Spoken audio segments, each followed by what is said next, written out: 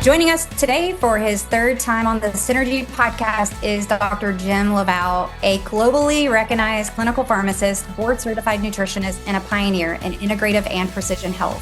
With over 35 years of experience, Jim has helped everyone from elite athletes to everyday individuals optimize their health through personalized metabolic solutions. He's an acclaimed author, educator, and a mastermind behind the Metabolic Code, a system that transforms how we understand and manage our health. Get ready for a deep dive into the cutting edge of gut health.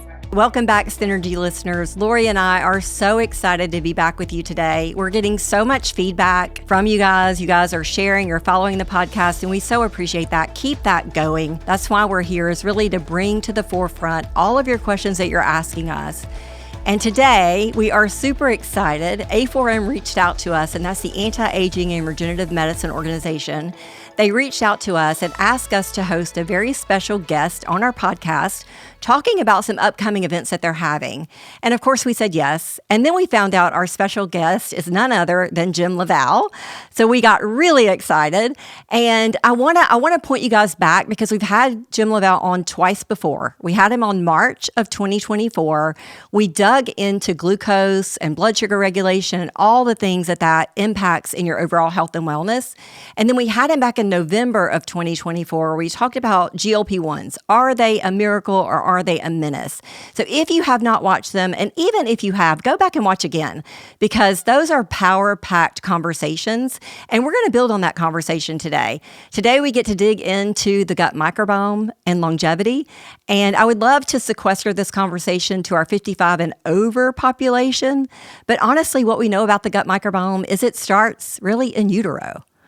And so we want to dig in with Jim and talk about, like, how is our gut microbiome? Why is it important? What is it? How is it established? And then, all is not lost. If we are over 55, like most of us on this podcast are, how do we, rectify a gut microbiome that's gone bad?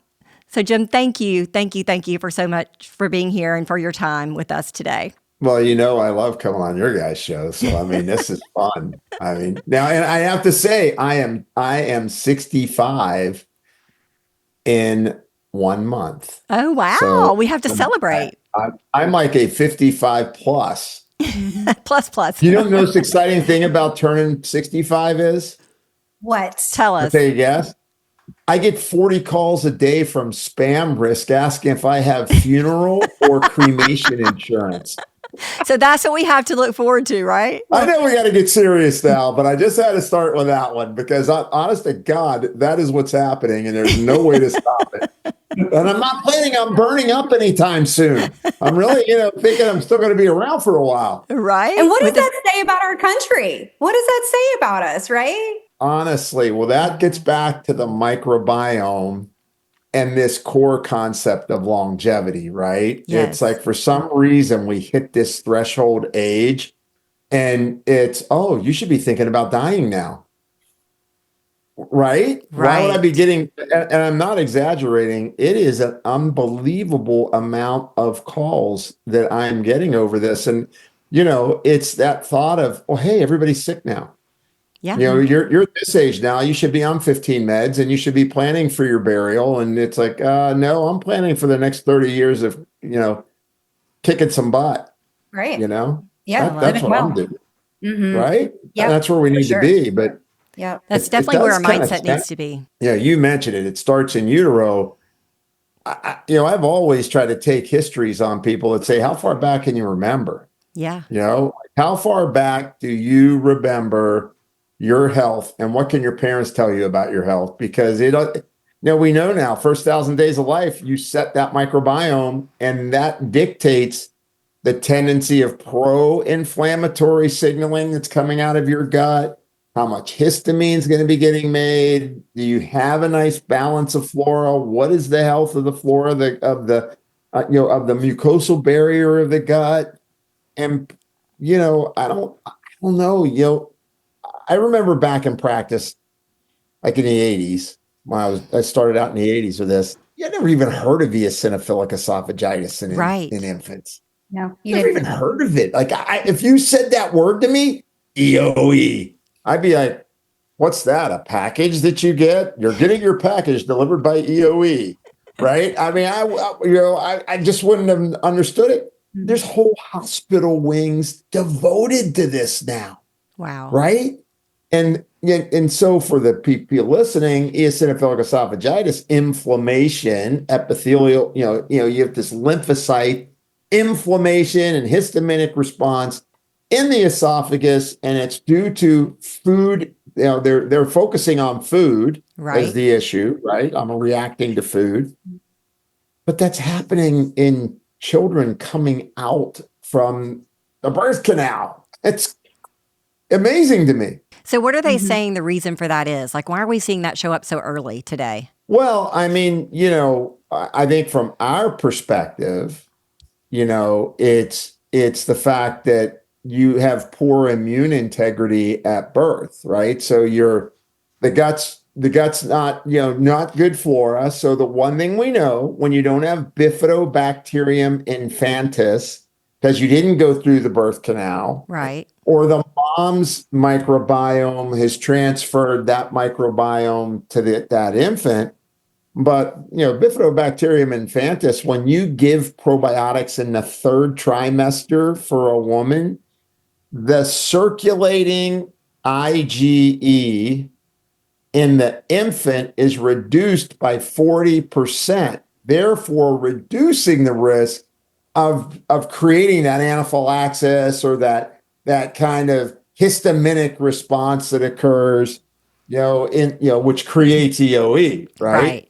Because it's, and so, I think part of it is poor preconception care. For sure. I mean, yeah.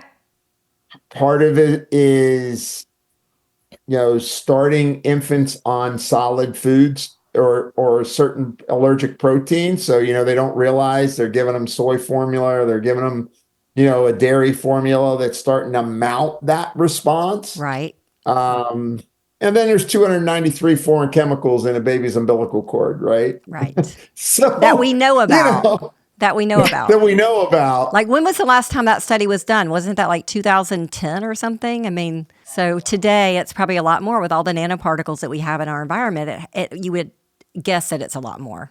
That, plastics, you name it, right? I mean, it's this whole thing of, I think we see children with a much more disrupted immune function at birth, and you can't really talk about immune dysfunction without microbiome disruption. Well, say that again. That was good. Oh, I know. I actually thought that when I said that myself. I was like, oh, you cannot have immune dysfunction without microbiome disruption.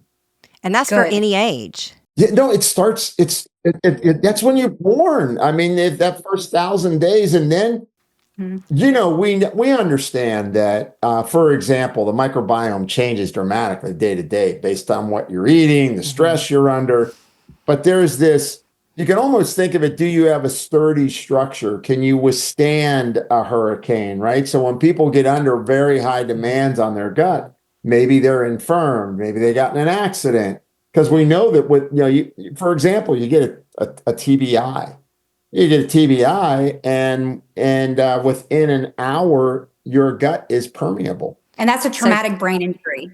Yeah, you get a traumatic brain injury. You hit your head. So bump on the head. So even kids playing sports getting a concussion, right? Anything like that, right? Any kind of concussive event, you literally end up making your gut permeable within the hour. That's pretty, I mean, we don't think of that though, that gut-brain connection that occurs. And so when you start to look at, well, how does this permeability issue affect the microbiome, and then the variability of the microbiome? One of my I really respect him is Leo Grady with Jonah Health. And because he, developed the Stanford Heart Flow model using AI to like put a stent in and show the result in blood flow. Then he went to Sloan Kettering and did the Page AI oncology program. But now he's done a microbiome large language model where he's got every article ever on the microbiome. in a language, and then you test against it, and then it starts to measure the relevance of the symptoms you're having to the microbiome that showed up. And I think that's where we're missing, because it's a very complex model.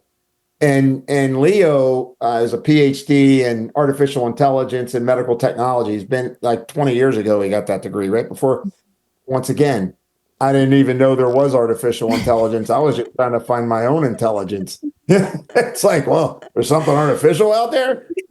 Maybe I could get that.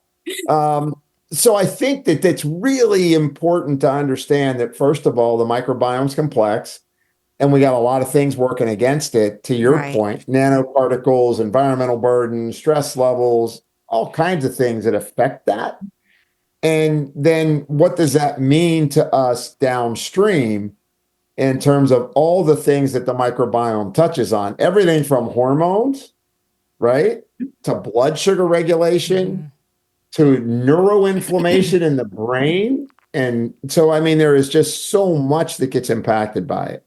How do you foresee this technology changing the way we treat? I think it's going to make a massive difference on the way we treat, because you know what we look for?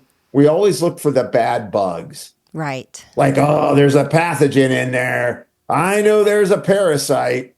Where's the Clostridium? And the reality is, and that happens, right? We know that bad things happen. You get a pathogen. But I think what we've underappreciated is the role of commensal, microflora. So the role of dysbiotic flora that grows, just like we make bad actor lipids when we're insulin resistant. Right. We've got this huge population of bacteria that's overexpressed, and fungus, and other components. But the bottom line is that I think that's driving a lot of why people end up eroding their immune dysfunction. Their immune dysfunction starts to occur, and they erode their immune integrity. Because think of how many people you're seeing now with autoimmune thyroid, which is directly correlated to the gut, and lipopolysaccharide, which is the breakdown of these bugs. Then, lipopolysaccharide gets released, and other autoimmune situations, right? Which gets strongly done. And I think it's a lot to do with, these bugs are wrong. And then you're eating foods that aren't feeding the bugs we need. Yes. So I think how we practice is going to be this. It's going to change the kind of foods we recommend, because the one thing we know for sure, everybody needs to eat. We do know this. This we know. It's baseline. The more precise we can get on food, the better. Yes. So that part's important. And then I think it's going to influence the type of nutrients we give people. And if needed, it's going to influence the types of peptides we do as well. And I'll tell you where it really starts to hits home for me is like the gelding theory, right? The gelding theory is your body starts making the circulating endotoxin from your gut microbiome breaking down. Okay. And that endotoxin attaches to the Leydig cells if you're a man, and the ovaries if you're a woman, and shuts down your hormone production. But what do? Right. We just give them the hormones, right? Yeah. Well, you don't think of the gut. So to your point, I think it's going to influence every aspect of how we practice, because ground zero is the gut. Yeah. So Jim, Lori and I in our practices, I think back to 10 years ago, we kind of pulled together and developed a gut protocol around restoring the gut microbiome prior to or in addition to using hormone replacement therapy. Because what we learned was the patients that were inflamed and had unhealthy guts did not do well on hormone replacement therapy. So we have worked together in creating a protocol that we have implemented for over 10, maybe 12 to 15 years at this point. I don't even know. But it's been a beautiful thing. So it's going to be interesting to see what AI tells us that we've been doing wrong, right? Where is there room for improvement? Well, what's interesting is you saw big improvement when you did it. Absolutely. Like life-changing, like unbelievable difference. Yeah. Unbelievable. Yeah. Same thing. And it wasn't accepted. It wasn't well accepted because, they come to the practice with all these symptoms, treat me for hormones. Wait. Before we do that, this is necessary groundwork that has to be done.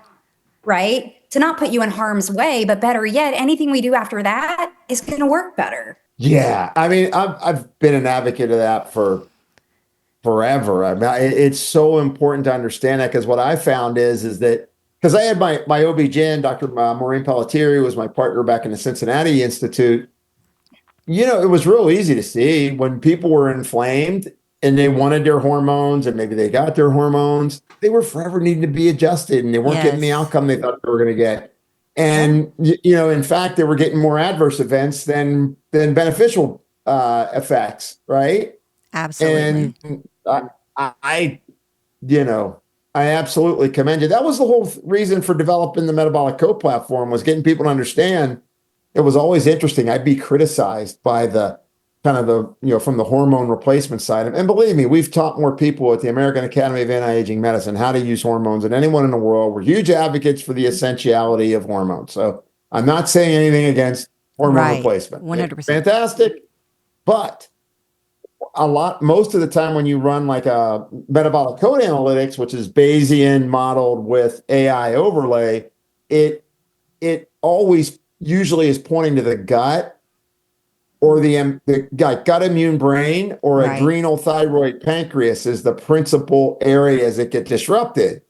And then after that, you see this downstream effect into liver, lymph, kidney, or the production of sex hormones. And I mean, I can't make it up. It's like, look, here's what the data shows, right, over and over again. And so when you think about how, I still think people don't understand the gut microbiome. They think, oh, I take a probiotic, right, and that's it. And they're taking a genetically modified probiotic off the shelf at Walmart, right? And they think they're doing something good.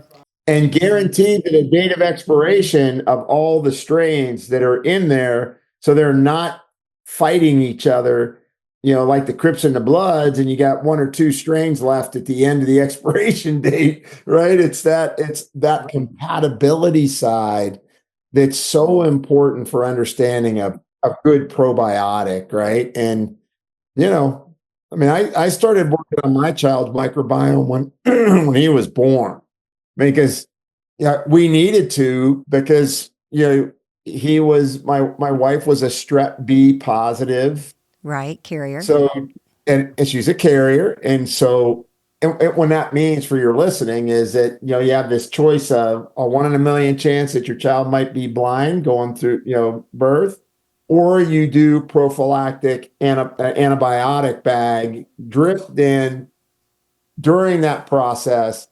Well, what did my son come out with? A raging candida issue, tongue super coated. Oh, wow. And so we had to work at gut from birth, painting his tongue with gentian violet so it looked like he ate a Smurf every day, but I don't think people get, well, how does that happen?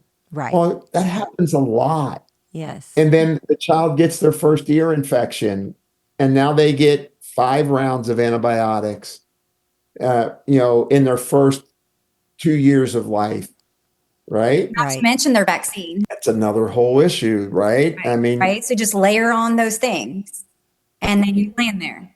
Yeah, it's so interesting on vaccines, because, when you look at other countries, one, they don't do as many. Two, there's countries that wait till the child's 2 years old till they have an immune system that's developed before they do them. Right. And they do one at a time. And I'm not here to go against or for. I mean, I think what I do know is I think we overdo it. Yeah. And we overdo it too fast. Yes. There's no doubt about it, right? I mean, the data is there. I mean, it's pretty obvious that it's created a problem. But, but the other thing I think about the microbiome that is way underappreciated is its role in neuroinflammation. When we talked about, I hope you had at least three people listen to my talks, the last couple of talks we did. You guys did get a little bit way of more than feedback. that. Way more than that. Okay, good. I just want to make sure, because I'm going to pull back on GLP-1s. Okay. So, what we know is the higher the blood sugar, the more the disruption to the brain, right? Yes. You get Right. type 3 diabetes. Right. But the other piece to it is as your gut gets permeable, so goes your blood-brain barrier. And when your blood-brain barrier right. gets permeable, now all those nanoparticles. So when you read about Parkinson's, for example, and gee, how is it being so strongly associated with environmental burden? Mm-hmm. And then you start to tie together the fact that the gut is signaling the brain is signaling the gut, the microbiome is in charge of that signaling. Mhm. And so what is the microbiome? It's all the beneficial bacteria that should help your body maintain homeostasis and vitality as you're aging. We know for a fact that centenarians have much lower levels of basically inflammatory compounds, but lower levels of lipopolysaccharide and galectin than people that are younger and have health problems already. Wow. That's crazy. That's crazy. Yeah. But that's awesome to know. I mean, that's a big clue of what we should be doing, right? In decreasing inflammation and protecting that gut barrier. Yeah. Yeah, when you protect the gut, you protect the brain. There's no way to avoid Yes. it. Because as soon as lipopolysaccharide, that once again, lipopolysaccharide, your microbiome breaks down. You've got unfriendly flora that's killing off your good flora, so the bugs are dying. Lipopolysaccharide penetrates the blood-brain barrier fairly easily, but when the blood-brain barrier is opened up, it really gets in, and that's the big thing that triggers neuroinflammation. So, I know for A4M and our big, spring congress and talking about the gut microbiome, you can't separate the gut from the brain. Right. Because you can eat everything perfect. Like I already saw, you've got your 3 ounces of wheatgrass juice under the table there, and you've got your grass-fed collagen, and you're probably wearing Nebby Birkenstocks, rocking back and forth to make sure you're breaking up your trigger points. But if you're, I don't know if that's happening, but my point being I love is it. I love the a visual. lot of times, we're doing all these things, Yep. right?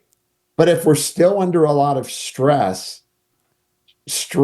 triggers from the brain to the gut a direct breakdown in that gut barrier and alters the microbiome. Yes. So you can stress yourself out saying, "Hey, I'm only going to eat grass-fed lamb that was in New Zealand on this particular acre of land because I know it's the best land in the world. It's never, ever, ever had anything sprayed on it." But I have to jump through 14 hoops, 3 delivery programs, and 5 shaman to get to that Right. food. But you do it because I got to get it.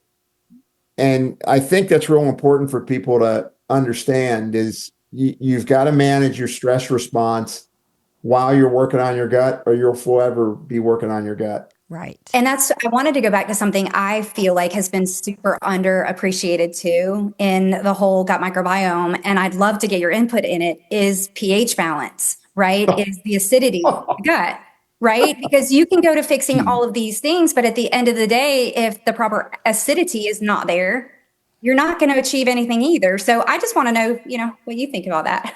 I think it's huge. Mm-hmm. It's a brilliant thought that needs to be talked about more because all the people that are on PPIs and H2 blockers, Right. they're swimming upstream automatically. Yes. Yeah. To have a good microbiome and not have a pro-inflammatory gut. Right. I mean, we're seeing C. diff go through the roof. I don't know if you're seeing that. And a lot of the C. diff cases we're seeing are people that have been on PPIs, and that's just one example. It's interesting. I mean, you guys have heard me talk. I mean, I'm huge on pH. I mean, I'm a big believer, right? And I think pH, and it's funny. People are like, "Oh, drink alkaline water." Why would you drink alkaline water to alkalinize the stomach and the small intestine? That's the direct opposite of what you're supposed to have. So if you drink a little alkaline water because you're into the movement and you're convinced that it's something, okay, read a little bit and you should think differently, but okay. But there's people that are drinking pH 10 water all the time. Yes. You may as well take a PPI.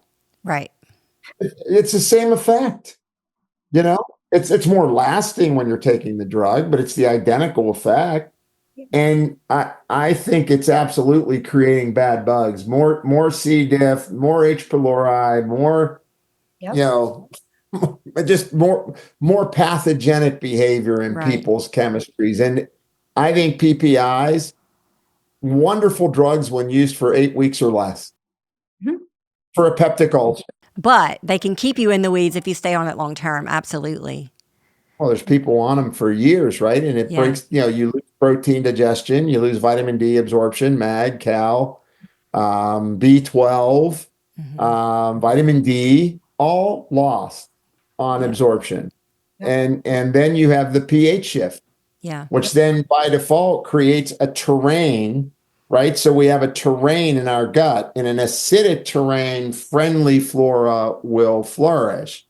And an alkaline terrain, bad bugs take over. Yes. So the terrain is influenced by pH, huge. Right. Fiber intake. Are you eating a high fat diet or are you eating a high refined sugar and carb diet? Both of those diets alter the terrain. So it's really important. Yeah. So for our listeners, when we talk about how to correct for pH in the gut, what I'm hearing you say is reduce or cut out the PPIs as soon as you can. Weaning is always recommended. Obviously, talk to your provider about that before you do that, but definitely doing that. Not drinking alkaline water, especially with your meals, right? Your meals, you want acidity. You don't want to be drinking alkaline water with your meals. You need acid to signal all of the things that happen downstream for digestion to occur. What else can we do to help with pH specifically? I'm thinking a private mealtime, pretty calm, right? Don't want to have those heated conversations at mealtime, getting you all so reduce spun stress. up. Yeah, don't get spun up during meals. How often do you have people? Well, I'm from an Italian family, so why wouldn't you yell at mealtime? You're yelling the rest of the time, but I mean, but no, well, let's put it this way. Let's start having mealtime where you are sitting down with others. Right. I mean, you look at centenarians, and part of the big social structure is they get together and they have a social dinner or lunch where they get together and, they discuss their day and, they can unload some of that stress, in a non-confrontational way. That's a huge point. Yeah. Such a big point. Yeah. And I think fiber is incredibly important. Nobody hits their fiber targets. I know you guys do. We've talked about this, but nobody, like, I cannot tell you how many times I lecture on hormones or at a hormone, bunch of people doing pellets, a couple hundred people in a room doing pellets. Hey, let's give pellets, which I love. It's good. It's fine. You want to do pellets, track your patients, whatever. I'm not, here to judge. At the same time, they're not giving any fiber to anybody. Right. And if you don't give fiber, you can't keep the unfriendly flora down that tend to make the enzymes that basically uncouple your metabolized hormones. And so your hormones then, because it's uncoupled, it's called free hormone again. And then that's the stuff that circulates and creates hormone dominance, especially in women's with estrogens. But men too, on prostate health, they got to worry about estrogen. I get, it's so weird that we don't talk about how important it is that men, control their estrogen, both of which happens in the gut. So fiber is really important. Resistant starch is really important. Resistant starch, and there's not a lot of resistant starches out there that are called class 2 resistant starches, which are the ones that actually really feed the microbiome. So you gotta have a lifestyle. Give us some examples of those class 2. Like the green banana powder is decent. You could get there's a potato starch called MS prebiotic. that is probably Solnul, SOLNUL, is the most studied class 2 resistant starch. And that's just a branded version of that potato starch, Solnul, but they've done trials on it. So those are great examples. And I'll tell you the other hot tip. We're in the generation of people overtraining now. Wait, that's been going on since the 80s. Tell me it's been going on since the 80s. No, for you it has, baby. You've overtrained for too long. No, I don't know. No, but yeah, but it's, but, I mean, I know I overtrained most of my life, just being honest. I mean, I was an exercise addict because what blew off my cortisol and made me feel better than anything? Exercise. Yep. So it turns out the last 2 years, there've been quite a few publications showing that when you train endurance, like running, biking, any of that type of endurance training, for more than 30 minutes, you start to disrupt your microbiome. Yeah. And you're speaking at a time. So if they did at a time. Okay. If they did 30 in a minutes row. morning and 30 minutes in the evening, is that less? Look at you trying to overtrain. Look at this. See? I'm just curious. Yeah, no, I don't think they've looked at if you did splits. Cumulative, I would say if you did splits, typically your immune system will recover on a 30-minute event within a few hours versus say you train for an hour and 10 minutes straight. Your immune system makes more inflammatory compounds and it's easy to recover. So I would say it would favor 2 30-minute sessions. I still train about 45 minutes to an hour. But I'm taking probiotics and I take fiber every day. And so I'm really cognizant of that.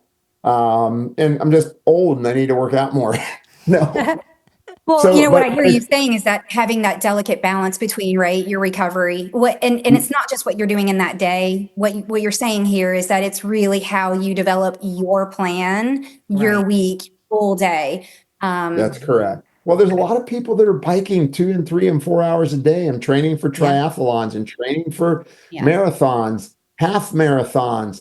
Yep. They absolutely need to be on fiber and probiotics. I'm telling you, the amount of information coming out on how permeable the gut gets, changes in serotonin production, more canurinic acid. So, when your gut starts pushing out, when you start creating more inflammation systemically in the gut, when you're making more inflammatory signals, you stop making serotonin in the gut. And then you end up making more of the phenolic compounds, right? Canurinic acid, quinolinic acid, which is associated with developing depression. And of course, you see that in particular women with irritable bowel, right? Their bowel is off and they have anxiety, right? And that's because, serotonin production is not there. And so just in general, more and more people are exercising more hours. Obviously, as the chief science officer at Lifetime, I want people to train more. I want them to exercise, but it's having that full thought of, well, am I starting to feel like I'm not recovering? Is my belly starting to gurgle? What are my bowel movements like? How's my mood? Because we don't think of the gut and mood. We don't think of the gut and not recovering or being sore longer. Right. And I think it's a big miss. So let's go back to the conversation of fiber, because you mentioned reaching fiber goals or meeting your fiber target. So what is the target? What do you recommend for grams a day of fiber? Is there a general rule? I like people getting 40 grams a day, but if they can get 30, I'll take it. So when I say that to my registered dietitians and my health coaches, their eyes get so big. Like they think it's a massive amount of fiber. If you look at traditional cultures and what we used to eat, it isn't that much. It's just in our modern world of refined foods and don't eat vegetables because vegetables contain things that harm you. I'm a carnivore now, right? It's like, give me a break. Tell that to the Sardinians and the folks in Icarus, Greece and Okinawa that are eating foods that have more people living to 100 than anyone in the world, right? I mean, vegetables aren't bad, but the problem is you're only getting 2 grams per serving. A lot of grains get refined now, so you're not getting a lot of fiber say when you do eat a starch, there's a lot more refinement. So the biggest issue becomes, how do I hit that target? Yes. And I'm a huge fan of sun fiber. Sun fiber is so easy. It's a guar gum fiber. So, nobody reacts negatively to it. It soaks up the lipopolysaccharide. You get great effect from it. I know there's other great ones. I'm not, if you want to, you can throw in a mix. If you want some psyllium with your sun fiber, great. But what's cool about sun fiber is you can put it in your morning coffee. You can put it in water. You can get I probably do 20 grams of fiber a day from sun fiber, just because I know based on travel, I'm not always able to get exactly what I want to eat. Sure. And so, if people can get, and I know, dietitians are like, oh my God, that means people would have to eat 20 servings of vegetables and fruit a day. Well, there are people out there that don't tolerate fiber, right? And so part of that is also a trained clinician walking alongside of our patients when we are implementing these recommendations and getting feedback, because that's very telling too. If we're saying, listen, number one, measure your fiber, because I don't think most people even know what they're doing, right? So then they measure it. And then they're like, you're telling me to do this, and I feel awful. Share that with your clinician, because that could be very telling and its own diagnostic test without the test necessarily, right? Yeah, it's information for sure if you're not tolerating the fiber. But I do say if you're going from a low fiber diet, do it gradually. Increase your fiber intake gradually, right? Don't go out and do 40 grams your first day. Yeah, don't do that. So definitely go slow. But to your point, if you can't tolerate it at all, there's a bigger problem there that needs to be addressed. Absolutely. Yeah, usually start with 5 to 10 grams added into your diet in a day. Like, you got to start slow without it, and build, and drink water, because guess what? Fiber plus water means a good, healthy stool being formed, right? Otherwise, it's like, why do I feel more constipated? Well, did you drink any water today? Well, no, I'm not a big fan of water. So that's an issue too. And then paying attention to your stool, right? It's us as clinicians getting people to look at their stool, right? Look at it. Yeah, tell us about that, Lori. Yeah, I had this big conversation with my team yesterday because, I think the assumption is, being in the nurse, I've always talked about our bowels, right? And it was so funny in the room. I'm like, y'all need to look at your bowel. Like, you need to look at your poop every day. And they're like, what? And I'm like, yeah, it tells a story, so look at your poop. Moral of the story, look at your poop. Float, not float, color, choppy, there's so much to that. You're absolutely, like, people have bright yellow poops and don't even think about it. Yeah. So, and that's honestly where we do have to start, is obviously in things that are cheap and inexpensive. Look at your poop, right? But then there is that question of, how do we really know about the gut microbiome? What kind of testing can be done? Does everybody need to have that done? What do you think about that? Well, I think more and more of this generation, with all the drugs that people are on, you got 24% of the drugs on the market affect the microbiome. It's not just antibiotics and PPIs. Like, everybody thinks, oh, it's antibiotics and PPIs. No, it's metformin. It's statins. It's antipsychotics. It's opioids. There's a whole, there's a lot of, things. So if people can afford to do a microbiome test prophylactically, I think it's great. But if you're having significant GI issues, I think the first step, because when you've been at this for a while, I'm going to put you on, I'm going to put you on a low allergen, anti-inflammatory diet. We're going to give you some things that's going to, build up the flora, decrease the gut. Obviously, if they're having some really significant gut issues, it demands immediate testing, right? Or do you have a pathogen? You got to look, right? So let's take that aside and just say, you know what? I'm kind of gassy. I'm kind of bloated. Yeah, I get constipated once in a while, or maybe I have a loose stool 3 times a month. I don't know, that kind of thing. Or I've got unexplained inflammation. I've got skin rashes. Skin rashes in the microbiome are huge. One of the things I talked for at A4M actually was that, skin gut connection. And so that's where doing a microbiome test, is a good idea. I mean, why not do it? But I usually will do that second test in. Like I'm going to start out with, let's correct lifestyle. Let's see if your poop gets better. Are you bloated? Are you gassy? You still have the issues? Is your skin rash going away? You know what? We're missing something. Okay, we need to test that. Mhm. I like, I mean, I know it sounds weird, but I like microbiome tests that don't necessarily make their own probiotics. Yeah. Like, oh, you need this customized Right. probiotic. Yes, we've seen those. Yeah, once again, not. I'm sure there's a lot of value in them, and and I know we've got folks that come and have their booth at A4M, and that's just fine. But I do know that there are chaperone or parent probiotics or bacteria that your body should take in and needs. Like, so Bifidobacterium infantis, really good. And that teenager that's getting cystic acne, man, they need some Bifidobacterium infantis, right? Along with detox, all the other things that we all look at. So there's those really good bugs that we know people need, and that's a great start. But I think more and more people's guts are very disordered in terms of their microbiome and what they're doing. So testing, I think, is kind of important. Yeah.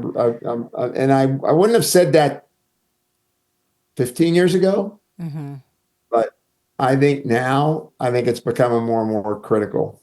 Just look at how many people are on PPIs. It tells you right there. Right. And would you add to the list people that are having brain issues? Maybe they're not having digestive issues or skin issues, but brain issues. I feel like they're top on the list. Yeah, of people that I would want to assess. Autoimmune, any autoimmunity, think of gut. Brain, think of gut. Joints, think of gut, right? Because it's at the middle of it. It's at the middle of the immune cascade. And so therefore you gotta respect it. Yeah. And I do think that testing does validate. There are some people that really need to see testing to change. There are other people that'll come in and, we say looks like a duck, quacks like a duck. It's a duck, right? And they'll trust you on that. But I do know, and I'm sure, Kelly and I have talked about this a lot. We have people that'll walk in the clinic and they are those, I need hard facts, and it is layers and layers of complexity. And I like to go back to what you have said, and we have said, forever. There's not one pill, whether that be a pill like prescription or a supplement, that is going to heal a person. It is very complex. And as you've said over and over again, and just reminding our listeners, is that it is all of those other things: what you eat, what you drink, how you sleep, how you move, how you think. All of those factors are just as important, if not, I have seen even more important than the supplement and nutrient support stuff. Yeah, no, I think it all comes together. I think you've got folks that, and look, this is why, why is things like Spring Congress so important? Well, it's important because you gain an education of all those things that matter, right? So whether it's looking at heart rate variability and the effect on your gut, right? All these types of tidbits of information need to come together. And sometimes, I have people that, hey, I'm gonna breathe better, I'm gonna eat better. Like I literally had a case yesterday.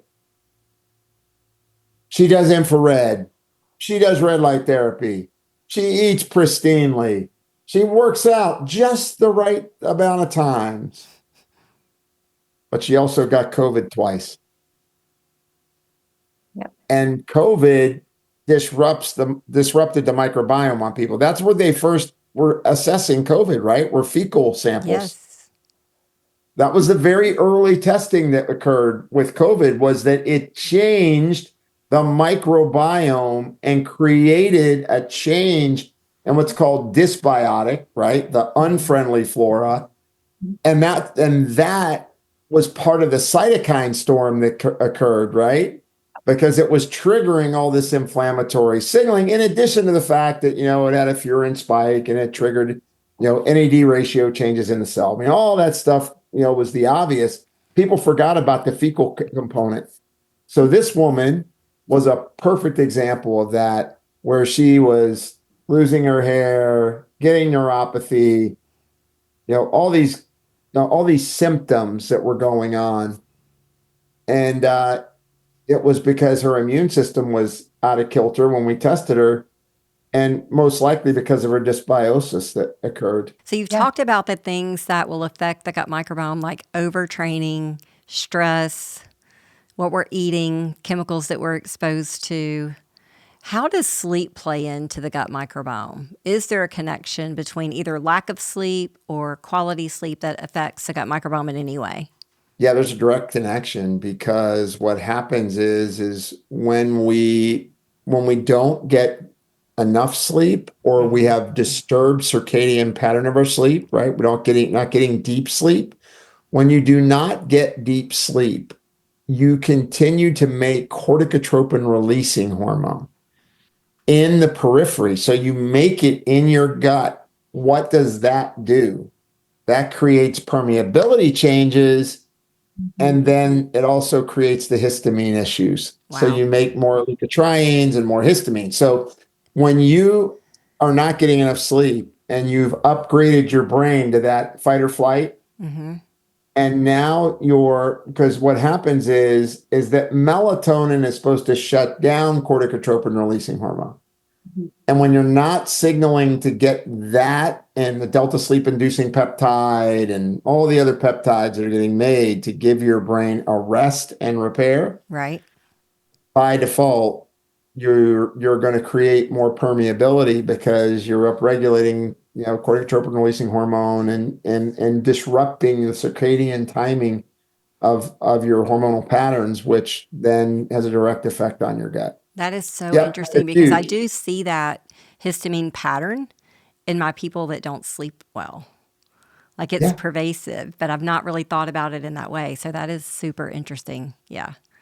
Well, you know what? I always love it if I get on your show and I can get one tidbit that you guys don't know. So that is great. Listen, I always go back and re-listen to your podcast, because I'm amazed at the things that I didn't remember. And so I'm like, yes, there was another tidbit that I could take back to the clinical practice. It's just great. Well, what's interesting is think about how many people go to the pharmacy to buy antihistamines in order to sleep. Yeah. Right? Yeah. That's the connection, right? But I mean, it's really amazing that what I love about the wearables, right? Love the wearables because of sleep. The heart rate variability on the wearable devices aren't that great. You really do need to use a strap if you're going to do it. Straps are the only way to go on that. But the beauty of what is affecting my sleep. Hey, I drank that glass of wine. Yes. I ate that piece of dessert. Yes. I got stressed out. Yes. Whatever that reason is. It definitely can lead to change in behavior. I've heard that from more than one patient that, I encouraged them to wear a wearable. They came back and we discussed their data, and they're like, I had no idea how much wine was affecting me, how much eating late at night was affecting me. And then once they get that corrected and they can see it, they're much more likely to just make better decisions. It's all about decisions every day, right? We all get to make those decisions. And once you see it, you can't unsee it. No, that's exactly right. Well, what's really interesting is I love the fact that consumers are digging in this deep. Yeah. So when you think about, I know we were going to talk, because you brought it out at the beginning of the talk, that like Longevity Fest and what we were doing with reaching out to consumers as well now, not just the healthcare providers, but also to have consumer-based informations in education, because people are just super interested in their longevity now. And I think we need to get, what I think is important is that, right now everybody's like push, right? Stay on stuff all the time, push those mitochondria, mush, right? Intrathecal stem cells for everyone, right? There's all these kind of, I'd say, more avant-garde, more on over the leading edge kind of stuff, right? When we're not understanding it, your body needs to repair. And so I think that thought of longevity is exactly what you outlined earlier that people lose, which is, what is my lifestyle like? Yeah. How am I sleeping? How am I eating? How much am I exercising? Am I getting my water? How much alcohol am I taking in? And then and then there's, what are the nutrients that help keep you in homeostasis so that you can age gracefully? Right. Because the bottom line is, I live by this motto in my head, and it's like even Da Vinci died. Yeah, we don't get out of this alive, do we? I just know that, look, we're all moving towards, an end point. Wouldn't it be great if we could move to that end point with grace? Yes. And beauty on the inside out, and feeling good, and really taking every last chance of this opportunity of life and enjoying it. And that's why the gut microbiome is important. And that's why understanding what do I do to keep my immune system intact is important, because that leads into that longevity quotient, which I think is, really cool that we're starting to see this movement towards, at least through my association with A4M, and now, them doing a consumer event. I think it's really cool. Yeah, I have to second that. I feel like we've got to create opportunities for people to get real information, quality information, validated information, because we live in an age now of a lot of information. And the challenge is sifting through that information to really understand what is useful, beneficial, healthy, good for us. So I'm glad they're doing that too. I also want to say I find a lot of value in our spring congress for us as providers too. Yes. Kelly and I forever, we're, repeat offenders, if you will. Like we go and we go and we go. We keep showing up. And the reason why we keep showing up is because we go into each and every one of them with what do we want to get out of it, right? We go in with a plan. It's a collective group of like-minded individuals who are out there practicing every day, often feeling very lonely, very isolated, semi-burned out sometime, because we pour heart and soul in. And it's a place where we can go and we're not an island. And we do learn from each other. And there's a lot of exchange. And we put down, because there's a lot of, there's no doctor or medical professional I know that has too much pride, right? Nobody we know, right? Nobody we know.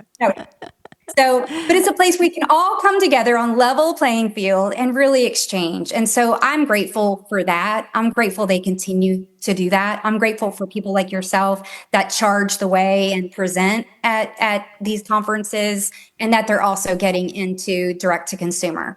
I think it's a great idea. Oh, I appreciate that. And I know I think the energy there is almost kinetic. It's like this addictive vibe that happens, look, I've been with A4M now for 25 years, I think. Oh, wow. And yeah, literally from just about the start of it. Right. And it's just kinetic now. Yeah. Docs and providers are coming together and sharing. And I think we provide a good curriculum. I love what you just said about go there thinking about what you want to learn. Because if you just show up at a bunch of random stuff, it's just overwhelming. all goes in like a bunch of goo, and then you don't really know what you're applying on Monday, right? But if you go in with a plan, it can really help. That is a wonderful pearl. Mm-hmm. Yep. And so what's exciting you guys? What are the things that you're excited to come and see at the Spring Congress? I'm super excited about the gut microbiome pre-conference, right? Because that's what I've been really digging into. It's what I've been looking at. As you mentioned, AI is now on the forefront, and understanding how that helps us, right, navigate these cases that we have. We're seeing more and more digestive disturbance like SIBO and histamine challenges. It's like pervasive. It used to be a one-off, and now it's like everyone that walks in has that. And so I think it would be, sad not to go. So I'm super excited about that. And then the expo, really digging into the expo, connecting with our vendors, We've built tremendous relationships over the years with all of our vendors, and it's a good time for us to come together with them and kind of figure out what our plan is for the year for the clinic. What do we need support with? How can they help us make our dreams come true with the practice and bring back all the things that we're learning to our clinic? And then how can we help them? No, I'm just saying, I really honestly have to commend you both. I mean, I've known you for a long time, and I just have to commend you on everything you're doing about your practice. It's just, you're just so thoughtful about every last thing you do to impart health to your patient. And I know that A4M played a role in molding that. And that's great. And then you took your other experiences and molded it in with it, which is really the art of medicine, right? It's like take what you learn and then mold it so it fits the way you're thinking to help people get well. And I just, like I said, I know we kid around a lot, and I love coming on your show because we talk and I get to geek out a little bit on chemistry and drop a couple bombs. I love all that, but I just got to tell you, it's super refreshing, and I know that you're trying to change the way other practitioners think as well. So 100%, good yeah. stuff. And we thank you for that. It honestly means a lot to receive that. It's not easy to receive compliments, but it means a lot coming from you. That you recognize that, and you're right. That's what we try to pour into others too, because we're going to get to the time that I'm going to say aging out. We're going to still continue to do what we love to do, right? But get to the place where we might not be an ugly word. What? Well, we need people to come behind us that are just as passionate about practicing and getting the word out. And, it's been our mission, truly. We've really valued our relationship, Kelly and I, in holding ourselves to a standard and challenging each other to practice better and continue to dig into information and that, but pouring it out into other people and other practices, because we can only help so many in ourselves, right? But in helping others who can help others, who can then help others, it's paying it forward, right? Yeah. The reason I went to Lifetime was the fact that we're, putting in longevity centers. They have almost 200 iconic facilities. I mean, they're chiropractic and dietitians and training and red light therapy. I mean, all this stuff. But it's the fact there's 2.5 million lives that go through those doors every day. And then training the next generation of practitioners that are going in there, right? Because it's exactly that. How do we get more and more people exposed to actually being well? Yep. And then holding our practitioners to a standard, right? As well. Right. And I like that. I like that you're continuing to do that in this new role of yours. And continuing to just build. We got the new fellowship that we just finished building the new curriculum for it. So you guys are going to be hooked in for another round, because when you see all the topics that I put together with Sahar, it's pretty cool. That's awesome. Lori and I repeated curriculum. What was it been 5 years now? We went back through the whole curriculum, like for the second time. Yes. So we probably will do a third round of curriculum with A4M. As long as they let us keep doing it, we're good. Yeah, we're in. Well, we'll make sure of that. Awesome. All right. Before we end, is there a word of wisdom related to the gut microbiome and longevity that you would kind of sum things up for people? Just if we had to give them something, okay, so this is what you do. Like, what are the pearls that we would say are they going to be the most impactful for the average person just trying to get it together? You guys go first, and I'm going to finish after. Okay, so it is not in any pill. It is so much more than that. So where you got to get it together is work on the food. Absolutely. Definitely control that environment of those incoming toxins. Don't try to do it all today. This is a lifelong journey, one thing at a time. Awesome. Nice. That was good. Okay, so diversity wins. We need a diverse gut microbiome. We need lots of different fruits, vegetables, polyphenols every single day. You have the power to shift your gut microbiome in one day. Let's get it done. Both is so good. Like, what do I have left? I'm going to say, make sure you reach for joy every day and limit your stress response so that the actions that you take every day, the food that you pick, the water you drink, the exercise you have actually ends up building on that baseline. That was remember I told you I'm turning 65, you're getting spam risk. I forgot to turn my phone off. This is like 5 times right there. Getting cremated next week, apparently.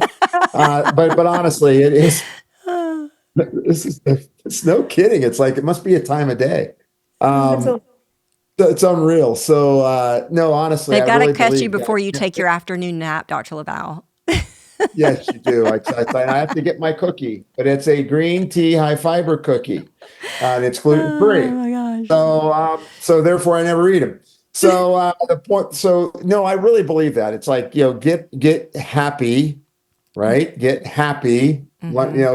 Work through if you need EMDR to release those subconscious triggers that you buried in there. Get rid of them, and then yes, diet, and yes, it's more than a pill. Sleep, exercise, all that, and then more than likely, because of the drug therapies you've been on, learn about, well, what is a good probiotic that I should take? How can I get enough fiber in my diet? And if things aren't right, just don't let them continue. People tend to let their bowel habits, to your point, because they don't look at their poop. They don't look at their poop, and therefore they're not associating that something's wrong. And that's where some really big bad things can happen if you don't take care of your microbiome. Good advice. Good advice. Well, thanks again. Thank you so much. A million times we could have you over back and back and back and back again. We just happened to have a special guest because we were asked today, but again, we were surprised and happy all in one. But we're going to have you back because we've got some more stuff like this. Just actually, for me, even kind of unburst some other ideas and concepts. So maybe after A4M, after we dig a little deeper in the microbiome, we can circle back to a deeper conversation on poop in the gut. Well, you know what? I've always told you guys, just ask. I'm on your show as soon as you ask. We'll do it. I love it. Thank you. Yeah, you're the best. The Synergee Podcast is for general informational purposes only and does not constitute the practice of medicine, nursing, or other professional healthcare services, including the giving of medical advice, and no doctor-patient relationship is formed. The content of this podcast is not intended to be a substitute for professional medical advice, diagnosis, or treatment. Users should not disregard or delay in obtaining medical advice for any medical condition they may have and should seek the assistance of their healthcare professionals for any such conditions.